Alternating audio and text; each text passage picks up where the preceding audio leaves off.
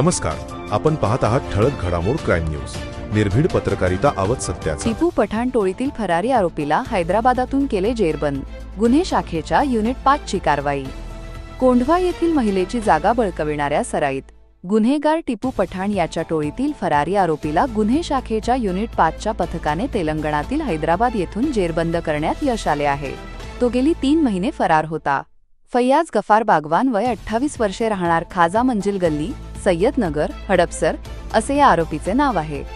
मासे विक्री करणाऱ्या महिलेचा हडपसर येथील 1290 स्क्वेअर फूट मोकळा प्लॉटवर टिपू पठाण, त्याचा भाऊ इजाज पठाण यांनी बेकायदेशीर जमाव जमवून ताबा घेतला होता.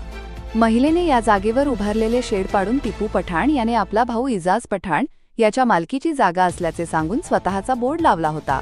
ही जागा परत हवी असेल तर 20 लाख रुपयांची मागणी केली होती. काळेपडळ पोलिसांनी टिपू पठाण, त्याचा भाऊ इजाज पठाण यांच्यासह 10 जणांवर गुन्हा दाखल करून दोघांना अटक केली आहे. त्याच्या टोळीतील इतर आरोपींची नावे निष्पन्न केली आहेत. या फरारी आरोपीचा गुन्हे शाखेच्या युनिट 5 चे अधिकारी शोध घेत असताना पोलीस अंमलदार नासिर देशमुख व राहुल ढमढेरे यांना फैयाज बागवान हा आरोपी हैदराबाद येथील हाफिज पेठमधील प्रेमनगरमध्ये राहत असल्याची माहिती मिळाली.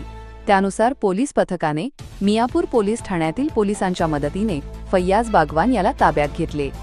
सदरची कामगिरी ही पोलीस निरीक्षक संजय पतंगे, पोलीस उपनिरीक्षक प्रमोद खरात, पोलीस अंमलदार नासिर देशमुख, शहाजी काळे, राहुल ढमढेरे यांच्या पथकाने केली आहे. प्रतिनिधी अविष्कार फुले सोबत ठळक घडामोड.